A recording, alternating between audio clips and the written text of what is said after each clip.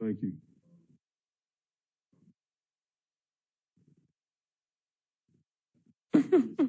I've been hearing that all day, man. Just some of my friends, and they told me, like, I heard you got I was like, I don't feel any different than normal. I just like being with our team, man. I don't have any other, inclination or any other motives. I'm glad to be back, but I just like being with our guys. I've told a few of our guys outside of my family, this is the closest group in my life. I'm with these guys all the time. And, it bothered me like you can't imagine not to be there, with them. So I'm glad I'm glad they interpreted it that way, but I didn't think it was any different than the normal doofus that I am on game day. But that was cool. I heard that early.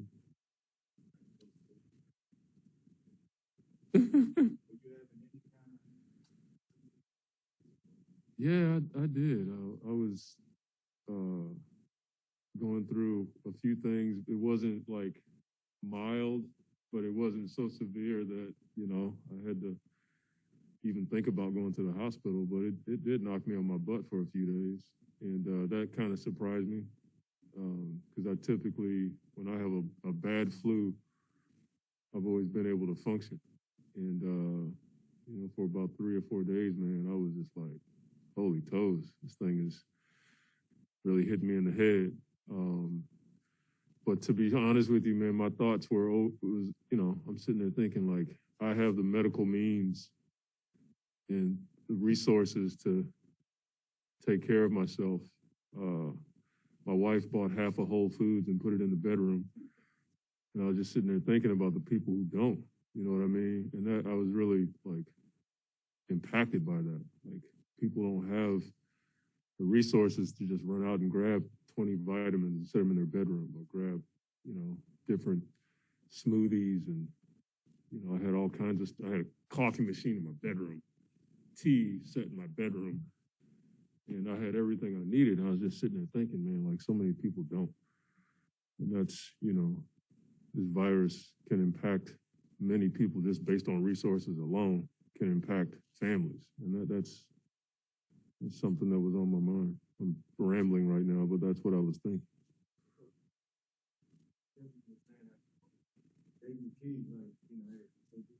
Yeah. Yeah. It's awesome. I mean, I had to call him the morning of the Memphis game to tell him because I found out early that morning. Once I processed it, I was like, man, I got to call Kev. And he had a lot thrown on his plate just like that. And the last thing I wanted to do was, be an armchair quarterback and do what everybody else does to me and try to tell him how to do what he's supposed to do. I mean, our model here is, our leadership goal is to produce leaders, not followers. And we try to do that with coaches and players. And so I just told Kev, go with his gut, make every decision he felt necessary. And we talked a lot. I stayed in contact with all the players from time to time without being too overbearing, just to be an encouragement. But that's what was done for me when I took over for Nate. Nate was like, you do it. When Pop gave me responsibility, he's like, you do it. And I was like, okay. I don't know what to do, but Kevin's a really good coach. And he certainly held it down for us.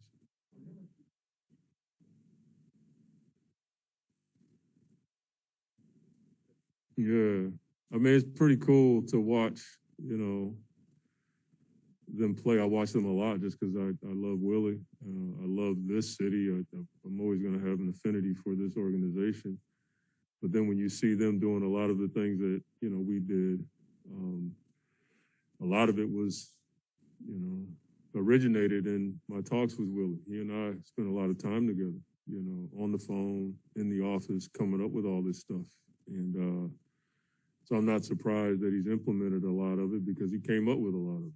And so if people think like he's borrowing or doing what we do, that would be false. You know, he helped us come up with a lot of what we do. And so I'm not surprised that he's doing it, and I just don't want him to do it well tonight. But he's his own man. He's a really good coach. As I've said before, we had to beg, borrow, and plead to get him and Tara and the kids out of Golden State. And it was one of the best decisions that we made in Phoenix, was getting him out of there.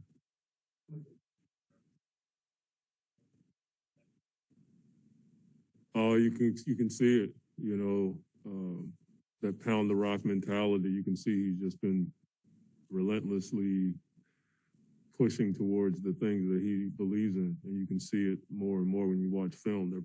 Their style of play is more identifiable, if that makes sense. They seem to have an identity now, and that's hard to do in your first year. But Willie, if you look at his career, like, that's who he is. That's what he's done. You know, when you forge out a long career like that after being a second-round pick, like, you better be pretty diligent about getting after it, and that's who he is. Yeah, I scouted him. I was doing management in San Antonio, and I went to Alabama to visit with Avery. And at the time, Colin Sexton was the guy, and I walked into the gym early just to see who was going to be there, and it was her. And he was there working on his shot, and then I got a chance to talk to him after practice, and I'm sitting there I'm writing reports. I'm going back to San Antonio. I'm like, look, there's a kid there. He's a freshman, and he's probably the best player on the team. That's what I was sitting there thinking. I was like, if he works on his shot, it's a wrap. And I got a chance to talk to him after that, and he was such a good kid. And then we interviewed him this past year. And so I'm not surprised that he's getting all the responsibility that he's getting right now.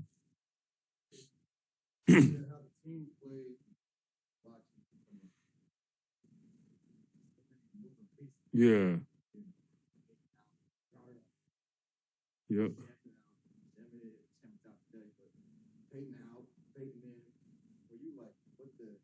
No, I just think it's where the league is. We're not on an island by ourselves. If you look around the league, everybody's going through it. All of our guys understand it.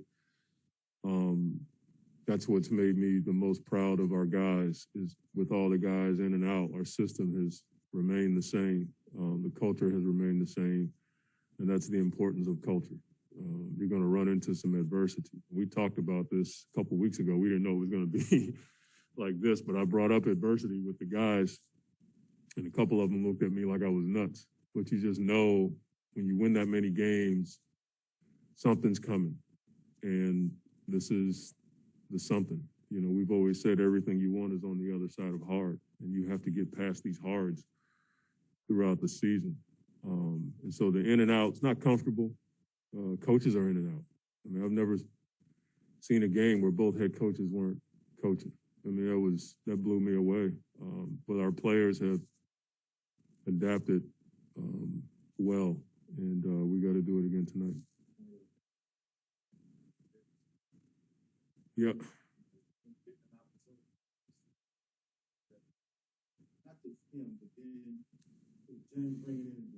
Yeah. It is our teaching. It is.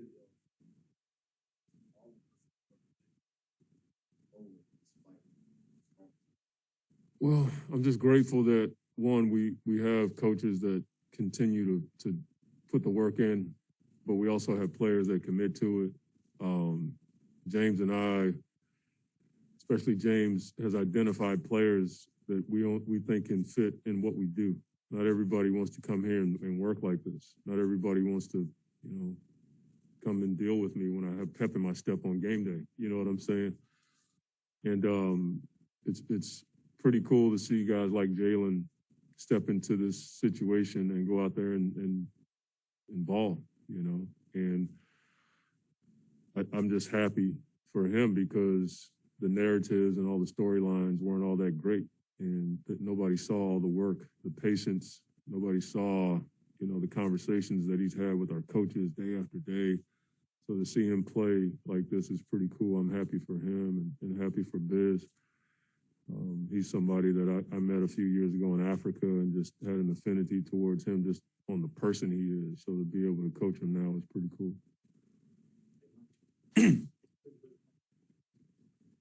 Yeah. No, I didn't say anything. I saw the play. I thought it was a foul too. So I don't get the tech thing when coaches react like that. I don't think you should get fined, but it is what it is. But I watched the game. I saw the play. I was like, well, he's had enough, and emotion is a part of the game. I'm sure he, certainly doesn't want a fourth quarter tech, but he probably wanted to make a point that he wanted a better whistle, especially on a play like that. But Willie's got fire, man. Don't let the smooth taste fool you. He's got fire. Well, I got a lot more than a tech on my first one. I got the whole shebang. Had to go tell my boys how not to act after I did that. So I don't want Willie doing that. Hey, Monty, good to see you back and have you healthy. I was curious on the perspective for you watching the games from home, what your emotions were like. Were you more nervous watching the games? Just how are you handling watching the games from that seat? It's terrible. I mean, I feel like somebody watching their kids play. You know what I mean? I was wanting Kevin to just be calm and do his thing, and I'm wanting all of our guys to play well. And you can't be there with them. That part was the only bad part. But I'm sitting there watching as a caretaker and a fan at the same time, and just wanting our guys to do well. It's hard, and then you got to go to commercials and all that type stuff. Man, it was driving me nuts. But I was, trying my best to, keep it together. I had to watch by myself. Sometimes my son would come watch with me. But he would, either show up later or leave early because he probably was tired of me. So I'm just glad to be back.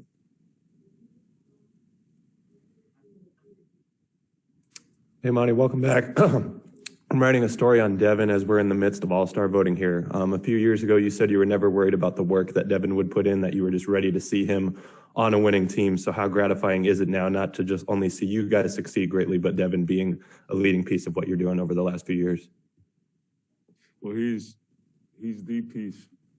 I mean, having him and Chris kind of push this thing to a different stratosphere is pretty cool. But to be able to have Book recognized in this way is special.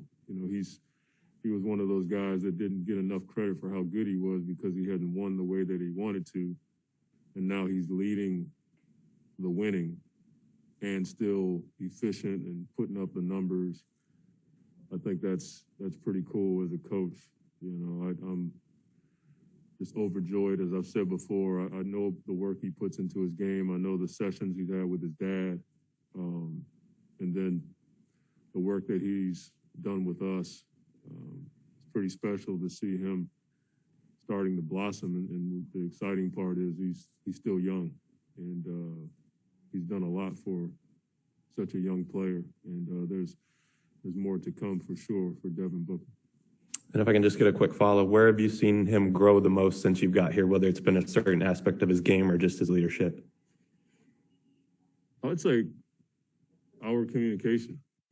That's probably something that he's more trusting of now. Not that he wasn't before, we just didn't know each other. Now we talk about everything: basketball, life, art. That's where I've seen him grow is I think he trusts us, trusts me more. He's always been a good basketball player. He's always shown leadership qualities. I don't have all these crazy expectations of leadership of young guys like a lot of people do. I think that that's something that can come over time or something that they get more comfortable with. But I think our communication and relationship has probably grown more than anything. Yep, thank you. So you actually work